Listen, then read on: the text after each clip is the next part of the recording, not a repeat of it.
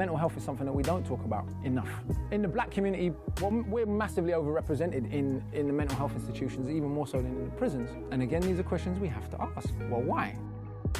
But once you get a control and an understanding of who you are, no one can use you against you. No one can ever use your mental illness against you. You've already spoke about it, so what you got?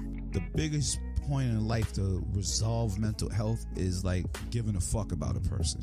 Where did you get the courage? I got the courage. The 2 words. I care. It's Chill Will Radio, where connections will be made, advice will be given, jokes will be told, and things will get real. My name is Willis Cooks, and I'm your host. But understand this show is not meant to be used as a substitute for a relationship with a licensed mental health professional. Enjoy the show, y'all.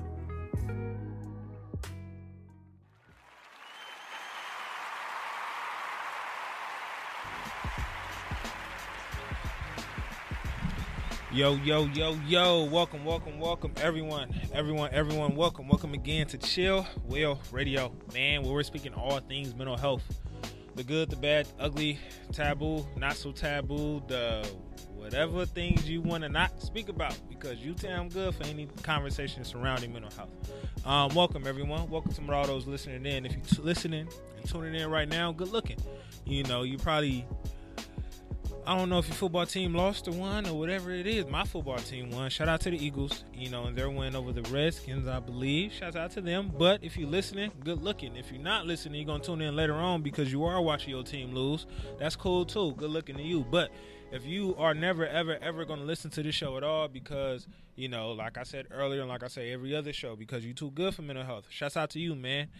You probably haven't caught on yet, but you will catch on eventually at some point, man. But I'm glad to be back. This is episode number 47, man. We're talking mental health, foster care, adoption, all that good stuff, and how they are jail, man. It's kind of like a lost, I don't want to say a lost area, but it's an area in which I believe doesn't really get spoken about and how the two connect, right? But before we can get to that, I'm checking with myself. How we doing? How was my week?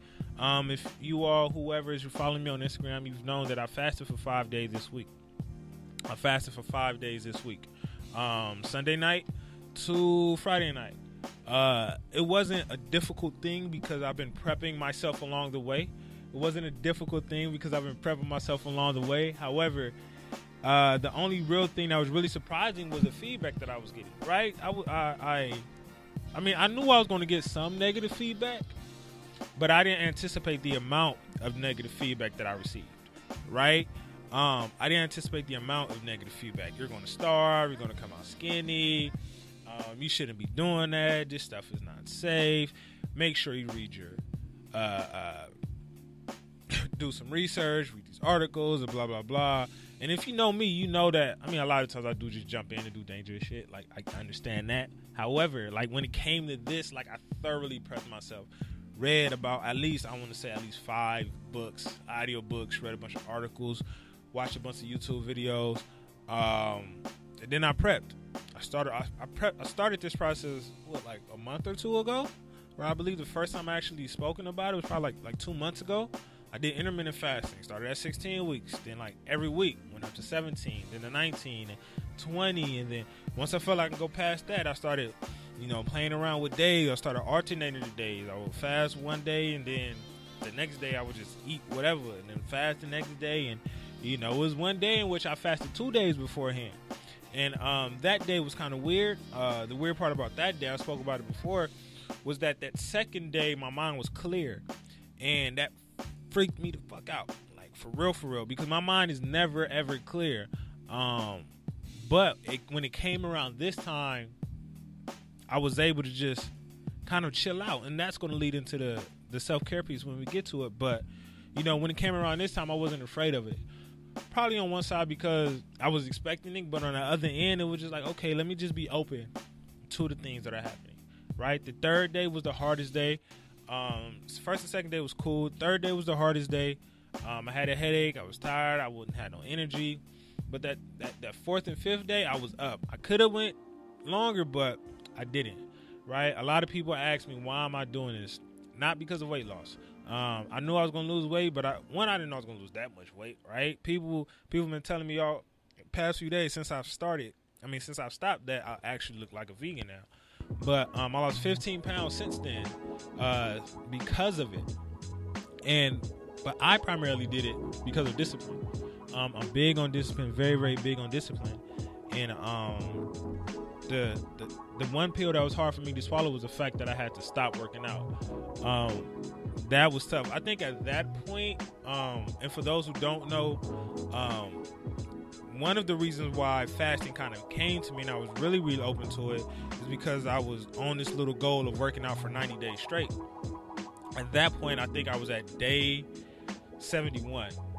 Yeah, at that point, I was at day 71. And the reason why I thought about fasting is just because I got bored with working out. I needed to bring something else into the system. So fasting came in. But you're not working out while you're fasting. Like, it's just not finna happen at all. I got stairs I need to go up in my house. It's just, no, I damn near died halfway through. And it was at that point, like, nah. I was taking naps throughout the week. I was sleeping like a baby. Like, it was a time in which I needed to just stop and do nothing, right? So moving on forward into the self-care piece, that's one of the things I want to make sure I speak about within the self-care piece, because that's the thing that I had to focus on this week, right? The self-care regimen that I want everyone to implement into their self-care piece is to find time to just be still, find time to just stop, right? Earlier I mentioned that I initially struggled with the fact that my mind was clear, because my mind always races, right? I'm a quick thinker, and I think about things before I even say. Like, I'm thinking about what I'm going to say 3 minutes from now, right now. And she's looking at me like, huh? Like, I think about it like how it's going to come out, which is why I don't I don't do PowerPoint presentations. I was always bad at those in school because I got to like read off of this, and I don't like scripts. I just like going. But when my mind was like empty, it was like, whoa, what am I going to do now? Am I okay? Like, is this safe? Is this cool? Should I eat? This shit is scary. I don't know what silence feels like, and that's what I'm afraid of, right? Just too much silence in my head, right? But at that point is when I had to realize, one, I can't run away from it. I'm obviously telling myself, Didier, you know what I'm going to say. I'm obviously telling myself, ain't no bitch, because I always say that in order to get me over whatever hump. But I'm telling myself the entire time to at least just focus on where you're at. Just be still, right? Don't give in to the external things, right? Don't give in to any of the stuff to try to make you want to eat. But just focus on the fact that your mind is clear, and appreciate the fact that your mind is clear. Because I knew the second I put some food in my stomach, it was gonna go back to normal, you know. So if you do have that small window within your life, within your day, especially if you live a busy schedule, find that 1 second or that one time to just be still, to try to be clear. Don't run away from that. That's a very, very scary place, especially if you grew up in the city and you're not used to things moving slow and you know, you're a fast-paced type of person, right? Sometimes your body is just going to, you know, just burn out, right? If you don't take care of your body's going to take care of you. You know, so figure out which one is going to win that battle. And then with that being day 71, and it was so hard for me to not work out, a lot of people was telling me, like, you've been working out for 71 days straight. Like, 71 days straight consistently. You need to just relax. Give your body time to actually chill. That within itself was hard because, like I said, I'm stubborn as fuck when it comes to certain things. I think I can do anything. I think I am Superman. You know, so I had to bump my head in order to understand that I can't win when it comes to certain things. And that's for a lot of us stuff, right? We have to sit down and just chill. That's going to give us the time to be able to listen to our bodies. What a lot of us don't do, a lot of us do not listen to our bodies. We ignore the signs that our bodies tell us, right? We ignore that cough, or we ignore that itch, or we ignore that headache, or we ignore whatever it is, right? You're ignoring the signs that your body is telling you, right? Your body is telling you to sit down, or your body's going to do what it got to do to shut down. And you may not bounce back from the shutdown, but, you know, your body been telling you for a while. You're just not listening, you know. So the self-care regimen I want everyone to implement within their self-care piece. Find a quick second, a quick time, or whenever within your day to just be still, no matter if it's 5 minutes, 10 minutes, 20 minutes, whatever, because you don't need a full day. You don't need a full week like I did. But whatever it is, whatever works for you, right? Fasting may not work for you, right? Some people are hypoglycemic. Some people have diabetes. Some people have all of these other complications that's going to make fasting that much more dangerous, right? Me, I was saying this earlier, I'm pretty sure I can't fast more than like 7 days or to get dangerous because I'm not a big person. But if I was 500 pounds, bet I can fast for probably a year, damn near, right? Probably, well, yeah. I was in the research I was doing. The world record for like fasting is like 380 something days, but the dude was like 600 pounds. So he went from 600 pounds to like 2 something in a year. I don't know how he doing that shit, but that's more power to him. So the self-care piece, the self-care regimen, I want everyone to implement within their self-care piece. No, the self-care regimen, self-care piece, I want everyone to implement within their self-care regimen. Find a quick second to just be still. Just be still. So, moving on forward into the main topic, right? The main topic. I am excited about this topic. Excited about this topic for multiple reasons. I've spoken about this. I haven't touched on it in depth before. I haven't touched on it in depth before in previous shows. But we might touch on it in depth a little bit. But I've spoken about why that I've been in foster care, my experience in foster care, mother dying and adoption, all of that stuff, right? But I have a beautiful young lady, Dr. Renee. How you doing? Hi, how are you? I'm doing well. She. Thanks to a young man. Shouts out to you, Keela. Akila. Shouts out to you, my man. Right. She came at me and then we spoke over the phone. I read her article, and when I read her article, I remember texting her like, "Yo, I can't text you this, so let me just call you." Right. The article in LA Times. The article in LA Times. Article in LA Times. I had to make sure I say that. Yes. But the article in LA Times, it felt like home because it felt like I was reading about myself a little bit. First and foremost, before you even get into any of that reckless stuff, how are you doing? How are you? Introduce yourself, all that good stuff. Right. So again, I'm Dr. K. Renee Ramsey. Very excited to be here. My brother, family, Akila, got me on this show. Shout out to him for that. But I'm doing well. Thank you for having me. Good. And what do you said you're a doctor, right? Yes. Doctor in... I have my PhD in public policy and nonprofit leadership. Public policy and nonprofit leadership. That's the one thing in school I was not messing with. Policy. You can have that. You can have that. You can have that. Yeah. What caused it to be public policy and not, psychology? Right. Well, I have my master's in clinical psychology and another master's in business. Public policy because I wanted to make changes, just in the community.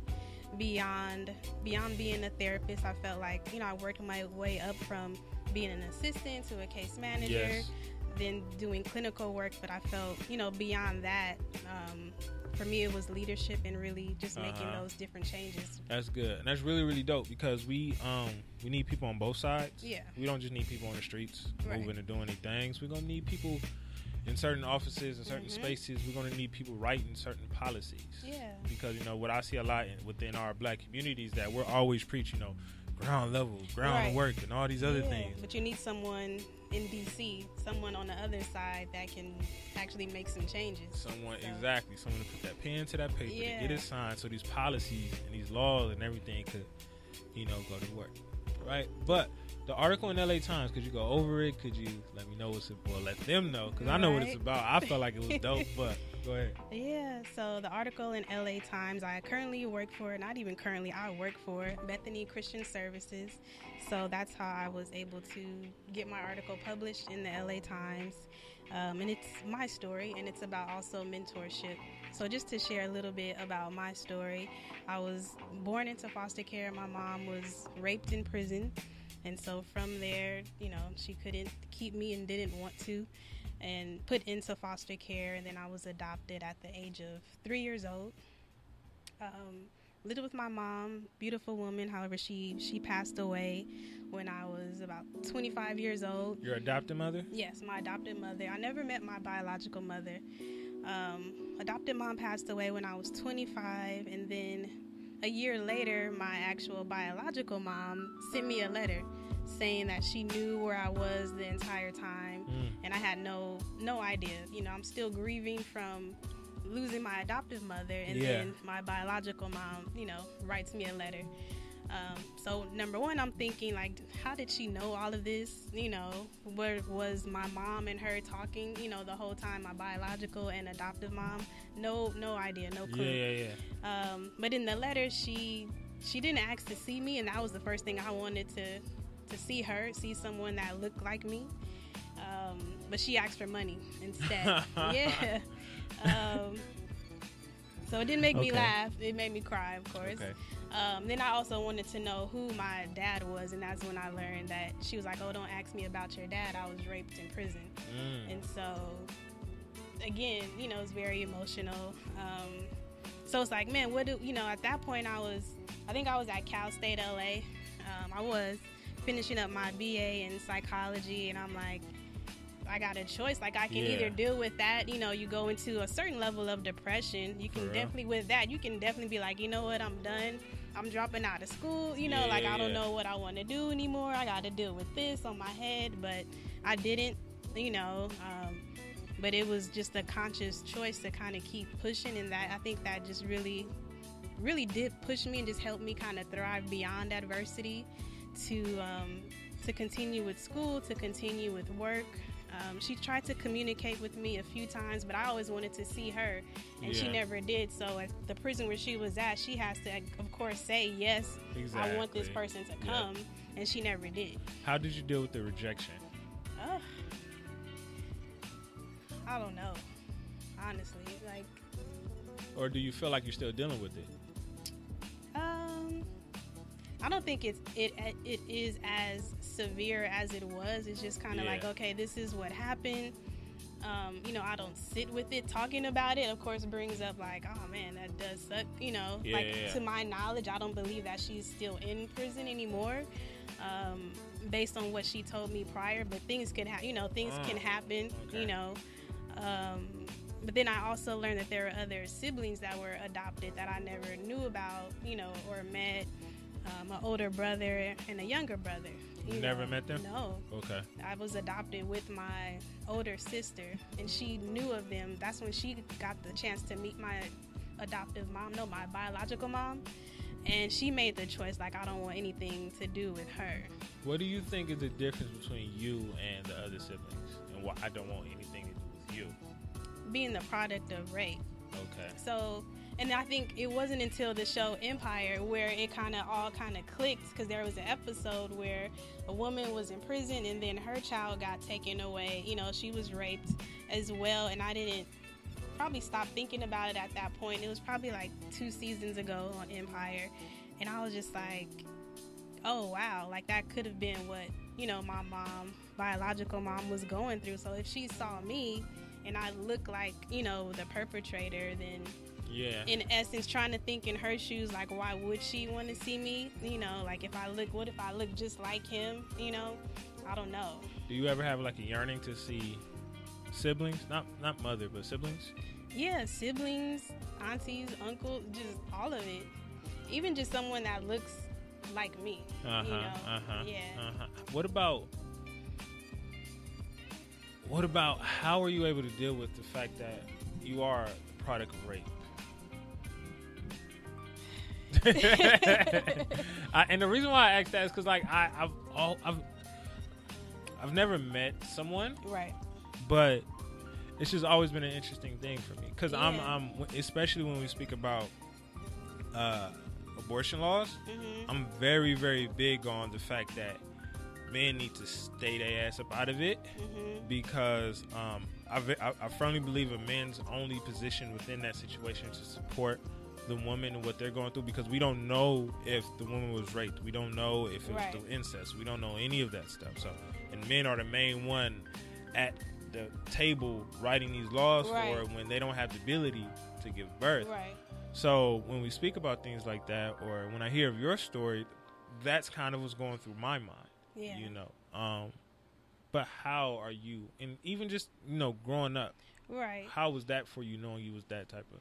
I think because I learned about it at an older age, you know, that 20, was good. 25, that was a little bit different. Yeah. But even to tell people that, oh, like, I'm adopted or I was in foster care, like, there was a level of shame, you know, like, my mom didn't talk about it. And I think it probably starts with your parent, if they're comfortable in talking about it, because Yes. she never really wanted to share. So for me, because she didn't, that, like, I had just like that sense of like, oh, this is a secret, it's private, and then I shouldn't share it because it's going to hurt her feelings. I didn't want to start talking about like my story or my past probably until she passed away, because I saw that it would hurt her and I didn't want to hurt her feelings. But then working in adoptions now, and then especially when like international adoptions became popular, it was prevalent that, okay, this Caucasian family adopted a little girl from China, you know, so it wasn't as much of a secret anymore. So then, you know, I don't know how long ago that was, maybe 15 years ago, where you can actually visually see, versus, you know, a black family adopting a black little girl. It's like, oh yeah, she doesn't really look like them, but you never really know.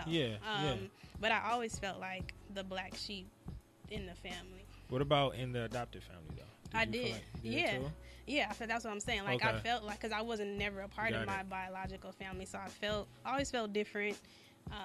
Always felt like the black sheep, you know, even just wanting to fit in just amongst friends. I guess that stigma kind of just stayed with me, unfortunately. And then thriving to do certain things that my friends didn't do, you know, like going for the PhD, doing different types of things with business and different things. It was just like, I'm already different. I might as well kind of continue on this trajectory. Be comfortable with it. Yeah. I thoroughly understand that, because, and we said this in our conversation, you know, over the phone, but, you know, in speaking about and hearing about your story, it always brings me back to my story, because it's similar, right? Just like, you know, you was in foster care, I was in foster care. You were adopted, I was adopted. You said your adopted mother died when you were 25. My adopted mother died when I was 16. When I was 16, that caused me to go into homelessness and all this reckless stuff. And the one thing that's not spoken about when it comes to foster care is adoption. Right? We don't speak about how sometimes people think it's the happy ending. Exactly, right? People think it's a happy ending. And then especially in my particular situation, when I was adopted, I noticed that on the foster care side, it's like, okay, check. He's off of our list. So now let's go on to the next person. Because there are certain things, certain you know, stuff that I should have gotten, such as funds in college or certain grants and things like that I couldn't get because I was adopted. You know, but we don't speak about how when you're in the family, when you're an adopted person in the family, you feel like the black sheep, right? Or when, like you just said, you know where your family is at, but your family doesn't want you, so it's the rejection. Or like me, right? I know nothing about my biological parents. The only thing that I have is the original birth certificate from the hospital. So only thing that I know is my biological mother's name. You know, so I don't know if she has siblings. I don't know if I have siblings. I don't know anything about her father. I don't know anything about like medical history. Nothing. Nothing. And that's the hard question. You go to the doctor, like, oh, tell me about your medical history. You're like, I don't know. I'm fine. Right. Like, I know how I am, but, you know. And it's like a constant, we are constantly reminded in little things. You know, I'm not sure it is for you, but for me, one of my worst moments one of the biggest reality checks for me when it came to the fact that I did not know my parents is when I went to college, my very, very first day in college, right? Coming from here, I transferred. I went to Clark Atlanta University, and I got there when I was 20. I transferred into there, but I'm going into this freshman dorm. Everybody's moving in with their families in this freshman dorm. And it's just me and a suitcase getting dropped off by a homegirl that I used to mess with in high school. She just literally dropped me off and like, all right, I got you. Peace. Pick me up from the airport, drop me off, and I'm just walking up there with a suitcase in a backpack. By yourself. Never been out of this. Never been out of this at that point. First time in Atlanta, I'm like, what the hell is this? Yeah. And you see everybody coming in with their family. You see mom and cousin. Hey, I love you. That forced me to actually isolate. that put me in a position to where I needed to really just be by myself and ask myself, do I really want to do this? Because I don't. It was the first real realization. Like I knew I was adopted. I knew I didn't know my biological parents, but that was the first like real like live slap in the face in which like, Willis, this is your life. Yeah. You know. Have there been times for you when it comes to the isolation or when it comes to life reminding you that you are adopted or that you don't know where you come from? What were those moments like? I think the simple questions like, oh, your eyes are pretty. Who has them? You know, is it your mom or your dad? Oh, you got dimples. Like, oh my God, who do you get them from? And you just start making up stuff. Yeah. Like, oh yeah, my dad. You know, or I would be with my adoptive mom and they're like, oh, you must look like your dad. I'm like, yeah, cool, yeah, sure. You know, so those things like, you know, they're normal questions, but I still can't answer them, you know? So I wouldn't say it bothered me, but I guess, you know, it made me feel uncomfortable because I couldn't, you know, like I wanted to. I always gravitated towards people that had big families and wanted to be around them because I didn't, you know. My mom adopted me. She was a single parent adoption, and her family was very closed off and just wasn't loving. Yeah. And I think in that, like, you also have a choice to become like them or to become something like different, yes, you know, correct. And I think I am loving. I don't feel like I'm closed off. But I remember wanting to tell, like, someone like that I love them for the first time. And I remember that it was difficult because I didn't really hear it. You know, I knew my mom loved me, my grandpa loved me, but beyond that, you know, like, it was difficult for the first time, or even just being around families. I feel it still kind of takes time for me to get comfortable with it because I didn't grow up with it. Do you feel really. like you found that love? I'm sorry.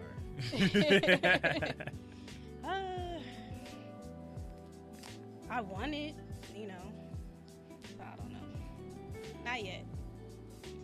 Hopefully. I mean, just to be completely transparent, and I believe, and it, let me know if you agree with this or not. But I will always say, and even still right now, I still believe this. Like, individuals who are adopted or individuals who don't know their biological parents, I believe that they're never fully able to truly know themselves. Because there's still going to be still going to be 10% of your life that you just don't know. Right. And it's, even though it's not pressing on your mind like it used to be. Like, I'm sure it may not be pressing on your mind right now to want to see what's up with your mom. It's not pressing on my mind right now to want to go see what's up with my family. Yeah. But it still comes every now and then because we still have those little things like the eyes or the dimples or the medical background stuff. Those little things constantly pull us in. Yeah. You know, so when it comes to this question about love and where are we trying to get love from, or if we ever feel like we fully and truly love ourselves, for me, it's kind of like, I feel like there is a plateau sometimes in the love that I can have for myself. And the only reason for that is because it's like, I don't know what goes beyond this. Right? Because what if I do figure out, okay, what my family side is like? Shit, what if my mom is Oprah? And like, I see like she's like all this, and that's going to bring another level of or they're self-hate. Just like awful people and you wish you never found them. Yeah. You know? But kind of going back to like remembering, you know, as far as being reminded that I am adopted. Like, I didn't go to my graduation, my PhD graduation, because it was out of the state, and I wish I had that family, you know, to go with me. And then it's like you fly out for a graduation, you're on the stage for 2 minutes, and then you go to dinner. So it's like I felt kind of weird asking some friends to go with me, so I never still like haven't celebrated my PhD. It's crazy. Yeah, that's the same thing that happened to me when I came to grad school. Yeah, exact same thing. It was just like, I put it off and was like, oh, it's too many white people. I'm not finna. I was at HBCU, and then so I went to HBCU, then I went to grad school to PWI. For me, I just put it off like, oh, it's the white people. Yeah. I only went to the black graduation, but in reality, it was because of that. Yeah, you want someone in the stands. When it's local, you're like, okay, you have your friends, you know, your family, your extended family. You want to hear that cheer when you're on that stage for that 2 seconds. And I knew for me, it was going to be And that was it. They like, who's that next? Exactly. Right. My cousin behind him, like, go on. Who is that? Willis? Like, who? Who? It keep it pushing. Yeah, It is so, like you don't want to deal with that. And that's the biggest graduation I could ever have. So, yeah, I struggled with, like, do I still go? But then I have friends, you know, on the East Coast. They're like, oh, you know, like, I'll go. But I was just like, Nah, it's okay. yeah. Because now you start to feel like you're a burden. Yeah, so. You know, do you have any type of contact with the adoptive family? No. No? Not Like anymore. Zero? They, after my mom died, I was still in the house, you know, for a few years. And then they gave my number out and to some real estate agent. And the real estate agent was calling me, not my family, but they were calling me saying like, oh, your grandmother gave me your number. We're selling the house. And I was like, I still live here. Oh, shit. Yeah. Okay. So they kicked me out of the house. Clearly. Didn't have anywhere to go. Gave me like 30 days or so they can, you know, have the money, probate money at that. And ended up, you know, homeless, couch surfing, you know, one of my friends let me stay there. That was 25, 26, you know. So, no, a little bit after that, a few years after that. Okay. But so they are truly my mom's family. Like, I don't say that's my family because I'm like, I don't know too much about family, but I don't think family would do that. At what age was you adopted? 2.5, okay. 3. Only reason why I asked that is because sometimes when it comes to that, I hear those types of stories more often for individuals who are adopted into the family at an older age, right? But yeah, I was really surprised that happened. Exactly. So for those because I was adopted, I got adopted when I was like 10, 11 years old, but the family I was adopted into, I was with them since birth. Okay. Because raised in that group home, and she just kind of adopted people within the group home. So once my adopted mother died, yes, I went homeless, but I still look at those folks as my brothers, and we still kept in contact. So when you're telling me that family just kind of like, done with you, it's hella surprising, right? Because it's like I've been with y'all since I was 2. Yeah. You know, so are y'all gonna pop up again when I got this money now? That what's the deal? Right. Yeah. It was. Yeah. That was very emotional, you know, just very interesting. I remember going on a work trip and I was just like, kind of like wrote in my journal, like I need to release this for myself because it was too much. It was too hard. It was too much of a burden. Like I just didn't want to carry it with me. And I was able, you know, kind of able to do that and move on. I don't know, like if I see one of them, you know, in the street, you know, if I would want to say something to them or not. Like I don't, at this point, like I don't At this point, I feel like if anybody does come back, the only reason was to be like, yo, let me hold something. Yeah, I think it'd just be that. And you already know what you're going to do if that question comes along. So when it comes to... But when it comes to like your mental health, looking back at it and probably looking at it now, you know, with some of the things, because I can say for me, you know, we deal with abandonment issues, right? We also deal with isolation. We also feel like, you know, we're not a part of the family. But I know for me, around those times in which I was homeless and lived under the freeways, that was at that age, you know, I feel like, well, yeah, at that point, I would say that was probably like toughest part of my life. Yeah. Because I dealt with the depression. I dealt with the feeling of being abandoned because, like, I had family members who they were housed there. But little old Willis, I'm here chilling, you know, from house to house.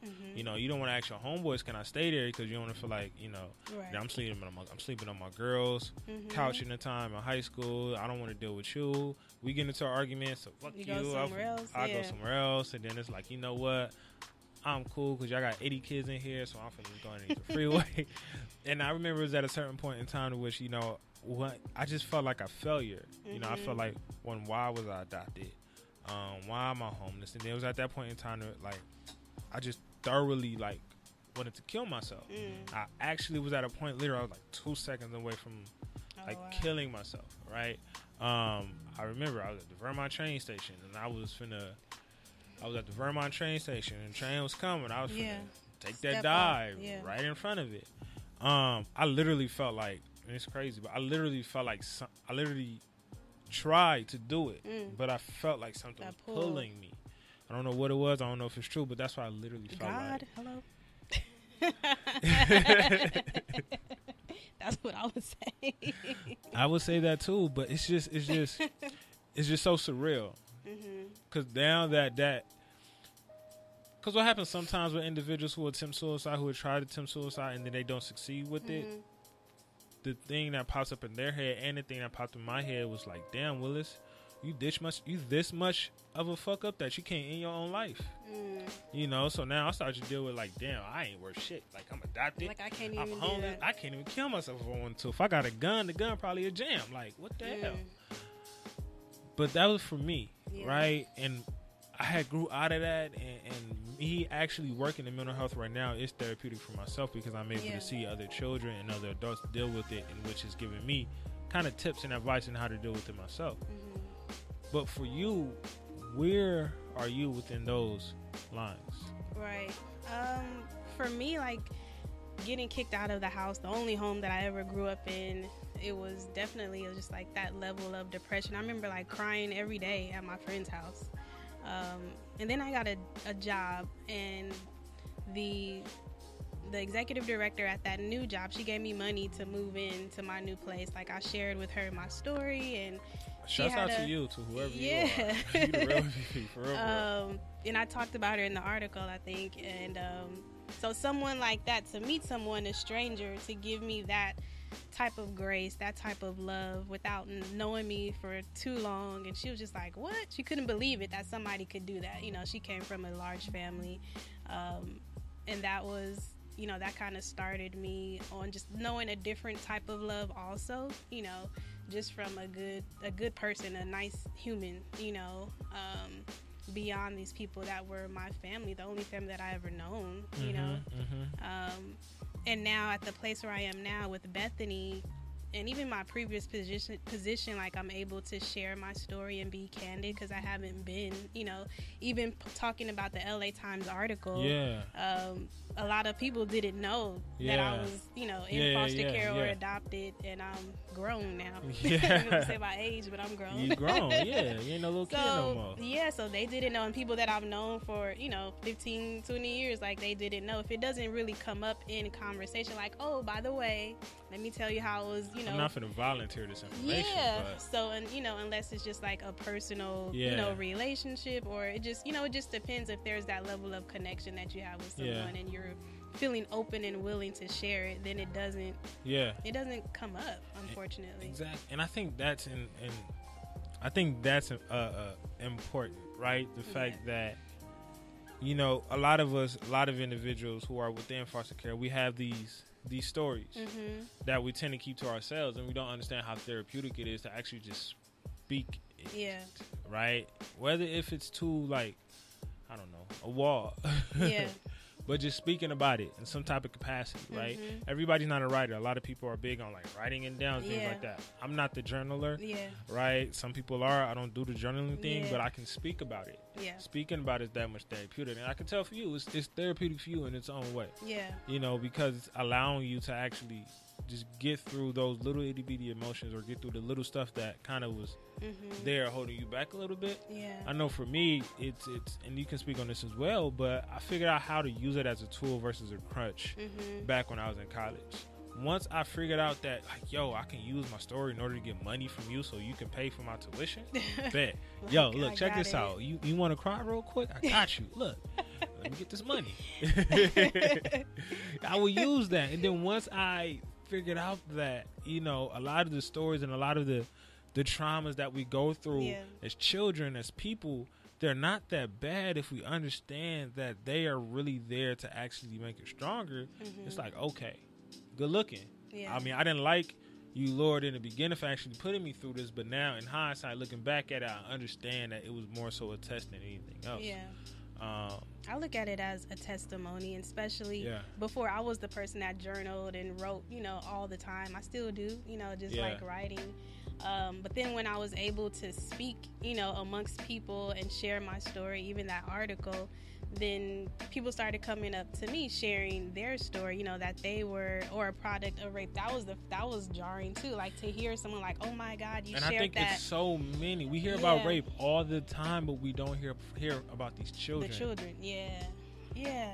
And so a gentleman, came up to me and he's like, that's my story too. And you're the first person that I told. And that's when I was working in social justice. Is that a gentleman? Yeah. And so these were men that were, recently released from prison, and we had an academy. They're still an academy, but I was the director of that academy for them. And, sharing my story, he was like, oh, can I talk to you afterwards? And it was amazing to hear that, because I was open and transparent enough to share, my testimony. And just thinking about how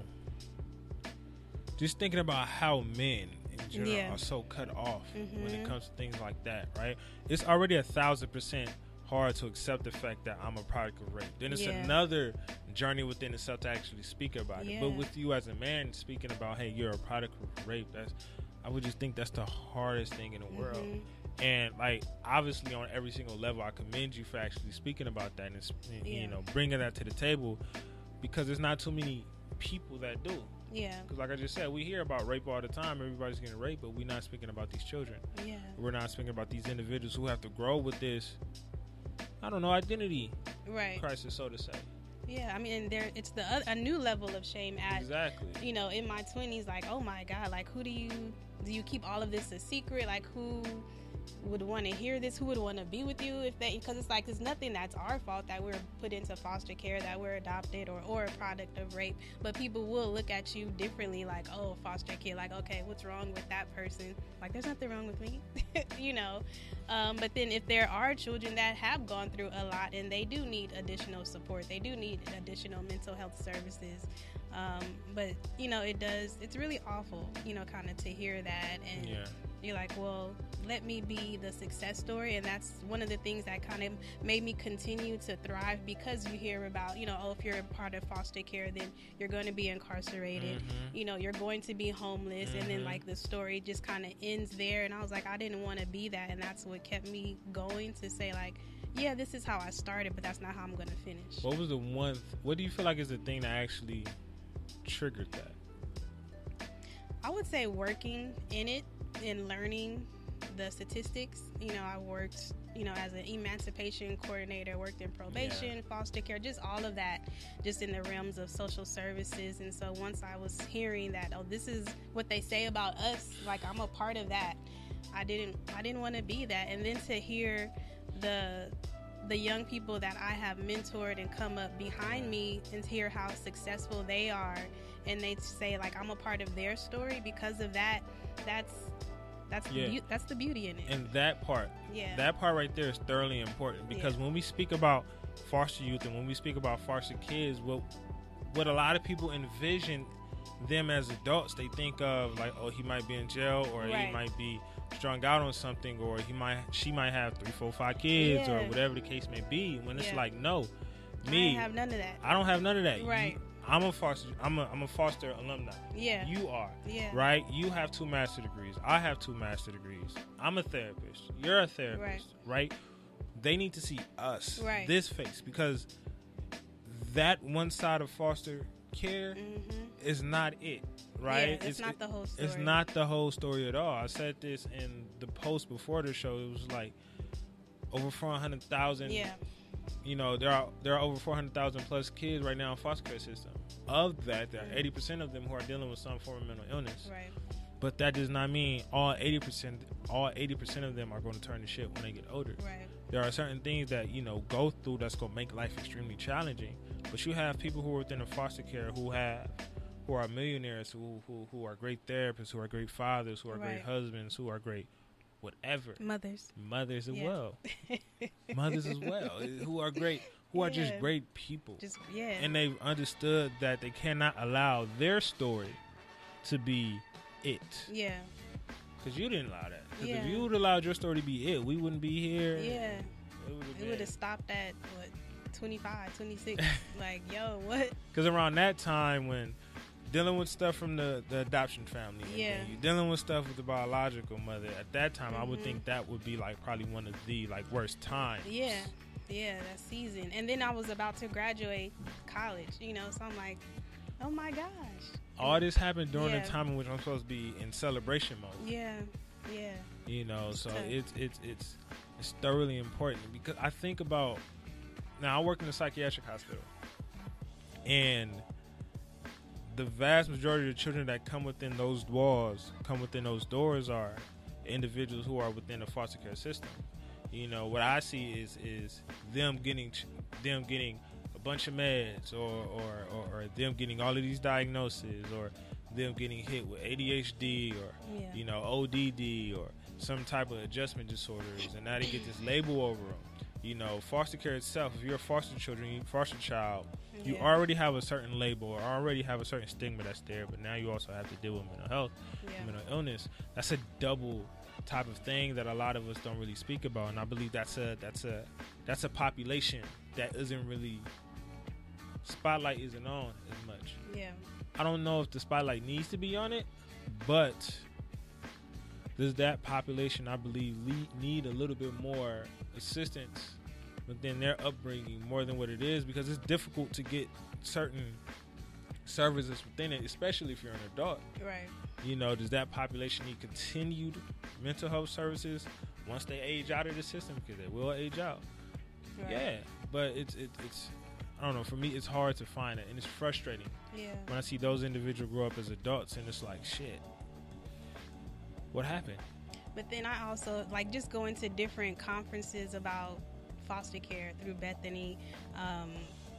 You also learn and hear the stories that they were having on medication and different things as a child, you know, in their adolescence, but then when they become adult, all of a sudden they don't need it anymore.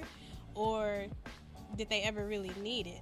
You know, like even working for me as a therapist and working in mental health and doing school-based mental health, they wanted to identify almost every kid at the school as somebody that was depressed. Especially I'm like, if you're a black kid. Man, you know, minorities, and it's like every kid that goes through foster care is not necessarily depressed or need mental health, or it has a diagnosis. Exactly. They may need a mentor, you know, they may need some support. They just need something that is consistent, you know.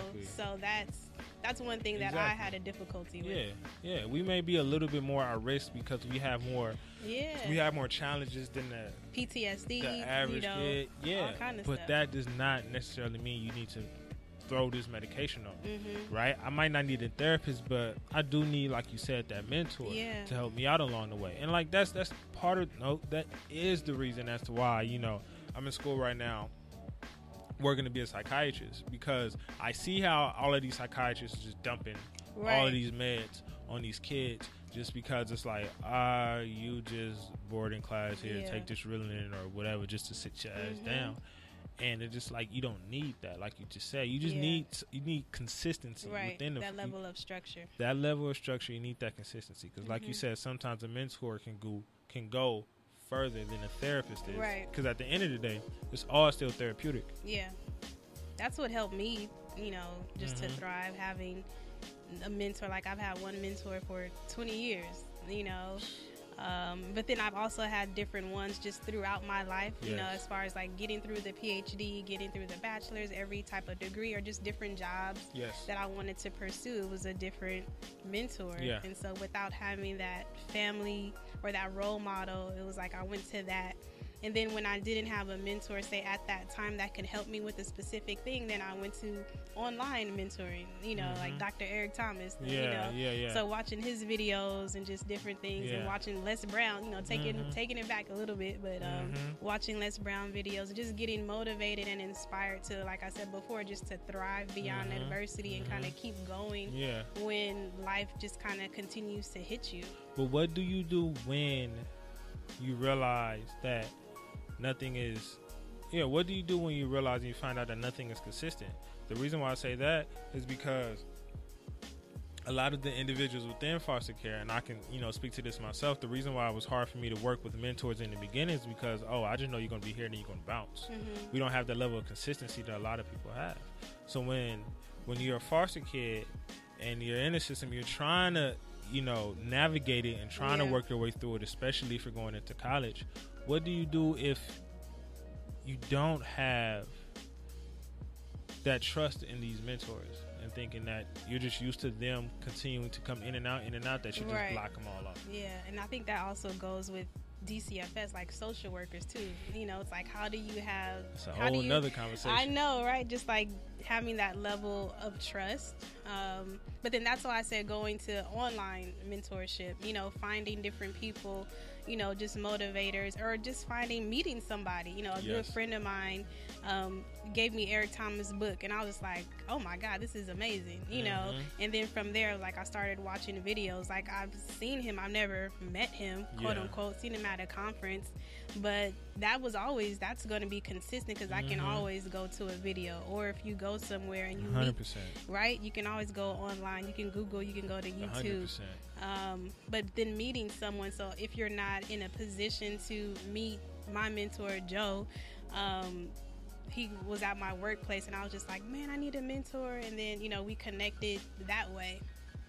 But I would say going online, or if you know someone in the community and saying, like, what, I like what they're doing, like, they inspire me, having the gumption and the will to go to them and speak to them and say, like, I don't know, I need something, I need some of what you have, I'm laughing because you use the word gumption. You from out here, I like that. Country. Yeah. I know what it means, that's why I'm laughing. Yeah.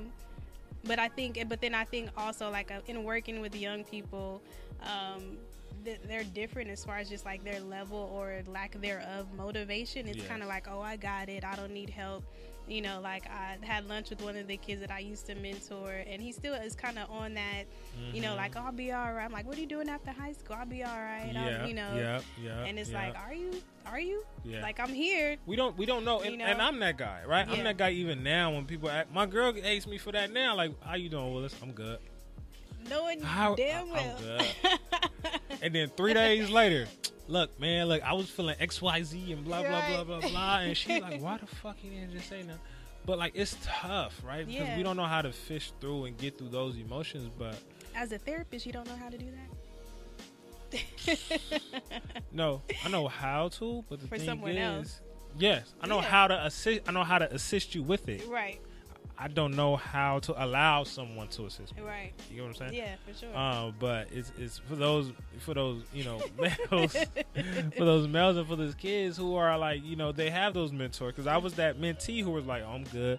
How you doing in high school? It's straight. Right. For those individuals, for those people, it's kind of like, if you're a mentor and if you're a mentor from one of those individuals, I think it's important. I think it's absolutely tough, but I think what's even more important is just consistency along with it. Because at the end of the day, what that child is doing is they're testing you, right, to see if you're still gonna stick around, to see if you actually care. Because if I keep hitting you with the I'm straight, in my head I'm thinking you just gonna give up eventually. Right. But at some point, I'm gonna give in, and I'm gonna speak about what's really, really going on. Right. I'm gonna have that breakthrough. And that's tough. It is. Just being a mentor and helping kids in that. It's like, okay, I'm giving 100% and you're giving me 0. So how long do I stay for that breakthrough? At that point, it's like, well, now I'm going to another job. Or I get promoted, and now it's somebody else that's in my place now. So that is hard. Like, I found that to be very difficult in working with, say, transitional age youth. Like, it's tough really, because they don't, just want to talk or speak, and you're like, I'm here to help. I don't know what to do. We just sitting here, nobody's saying anything, you know. So, and then it's like also within the system they have to navigate through. It's a lot of them don't see individuals who look like them. Yeah. We're speaking about mentorship, but we also need to speak about, like you're talking about, foster care. People who were in the foster care system, mentoring those individuals who are currently in the foster care system. Me, you, anyone else. Go back and let that person know, like, yeah, I was in your shoes. Right. Your situation might be trash right now, but you can clean up the trash.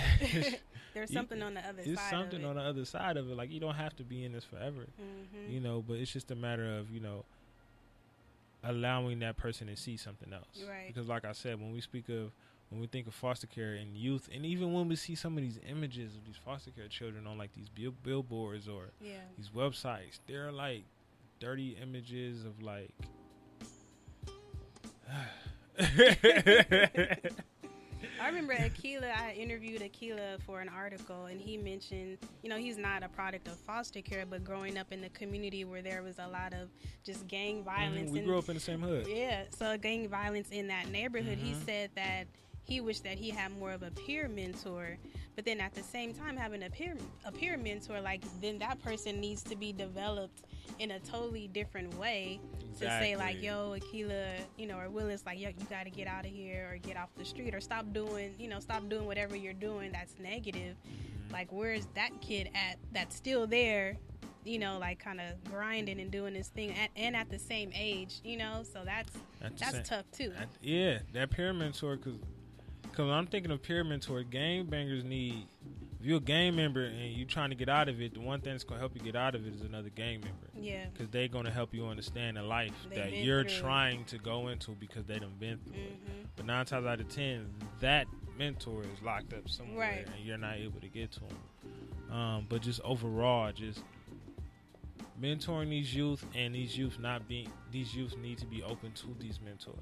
Give them a chance. It's tough. It thoroughly is tough. But nothing in life comes easy. Nothing in life comes easy. But moving on forward into the question that I always ask at the end of the show, but I never really come up. It just pops up in my head. But if you can go back into the child that you were, do you feel like you would discover something that you wish was there? So for me, if I can go back into the child I was, and if I was to discover something that I wish was there, well, I'll say this. If I can go back into the child I was, the one thing I would discover is way, way, way too much fear. I can say that. As a child, as adolescent, even as a young adult, not so much now, but especially like, early years in college, it was tons of fear hidden by, rage, hidden by anger, hidden by aggressiveness. But the one thing I wish I would have discovered is, why did I allow that fear to go on for that long? Even right now, I don't even know why I've allowed that fear to come on for this long. Yeah. I'm not as fearful of other things at this moment right now, but as a child and growing up as a teenager, I had a lot of questions that couldn't get answered. And this sucks, but a lot of those questions still hasn't been answered, but a lot of those questions that I feel need to be answered, I don't care if they are answered. Yeah. So there's the side of me that feels like, well, fuck it, it is what it is. I don't care.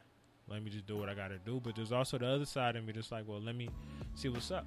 Yeah. That's why I've never, went 100% into finding my biological parents. I probably did 50 or 80 and went to the adoption courthouse and I forget where it's at, but it's not far. Went to the adoption courthouse, got little records or whatever, but I get them records okay, cool. Now it's in, the important documents file in the closet collecting dust. Or I may think about it for 2 days or 2-3 years later and I may give it half-ass effort. Why am I always running away from it? Or why can't I, give a little bit more? Yeah. So that's something that at this point, there's a side of me that cares about it, but there's also another side of me that's just like, hey, it is what it is. And I think a lot of us who were raised within the foster care system and we age out, we get to a point to where it's just like, man, it is what it is. Yeah, that's the story. I don't know if that's positive or negative, but it is what it is. Yeah. I wish growing up that my mom was able to talk about it, my story, where I felt comfortable asking questions and it wasn't just like that. Instead of it was a level of shame, or embarrassment. That would be one thing that I would change for sure. And knowing where I work at now, they have open adoptions. So I don't know I don't know if that's good, or it can be good on one level, but then can probably be horrific on another level. Yeah. You know, but I mean, I look at it, I think if things were different, then I would be different. I wouldn't be sitting here, then my story wouldn't be published, and I wouldn't have the level of testimony as I do have right now. True. Definitely some things I wish didn't happen, but it also shaped me into the woman I am today. So Definitely. yeah. Proud of you. Thank you. It's a lot of individuals like you who keep their mouth shut when it comes to their story. Yeah. Like, for real, just keep it to themselves and try to throw it over their shoulder as Yeah. if it's just like not important, when that's probably one of the most important things. Yeah. Because it's who it I don't want to say it's your identity, but It's a part of who you are. it's a part of who you are. It doesn't Yeah. make you. It doesn't create the person that you have. It doesn't create the person that you are, but it could be a launch pad into the person that you are able to be. Yeah. Thing is, you got to be willing to be launched. You got to be Right. willing to really take on that challenge. You got to be willing to give in. You got to be willing to say whatever you want to say. You got to be willing to just accept your story. Yeah. And just understand that your story ain't really that trash compared to certain other folks, but at the same Yeah. token, it's your story. So own your story and understand that your story is just as important as those individuals who done had a worse story than yours. Yeah. No matter if your story is the worst or the least, no matter if your story is easy or hard, whatever it is, it's your story. Yeah. Everybody has some kind of story. Everybody has your story. And there's a lot of people who feel as if their story isn't important, Mhm. but it's important to you. Mhm. And yours, I believe we all need to learn how to utilize our story into things that can create us bigger than, who we have the ability to be. Yeah. So I appreciate you for actually doing that, because it's way harder than what a lot of people think it is. Yeah. Appreciate you. Thank you. So, Yeah. let people know if you want them to follow you on Instagram or whatever the case may be. But where can they see the article? I want them to read the article. In actuality, I want them to read the article. It's an LA Times article. What's the name of the article? The title of the article. Right. I would have to look it up. I didn't come up with the title. Let me look it up. Well, you do. But they can go on, just latimes.com and type in K Ramsey, and my article will pop up. K Ramsey, K-A-Y. Yep, Ramsey, Ramsey. There you go. There you go. There you I go. don't know. There you go. Right. I thoroughly would recommend a lot of people to read that article. Because even though your story may not align, we still need to hear stories of triumph, stories of people who are being able to get through their situation. Yeah. I thoroughly appreciate those. So I thoroughly appreciate you putting yours in writing, because now you're forever out there. Yeah, I know. That's so awesome. It was like online and print. I was like, what? Are you kidding me? Oh, yeah. When you die, it's still going to be there. Yeah. So you made a mark in somebody's life. You're probably making a mark in somebody who's still a seaman in somebody's years to come. Thoroughly appreciate you for coming through, man. Thank you. Keela, good looking, man, for this. This was a lovely, beautiful young lady you've introduced me to, man. Thank you to all those individuals who are tuning in.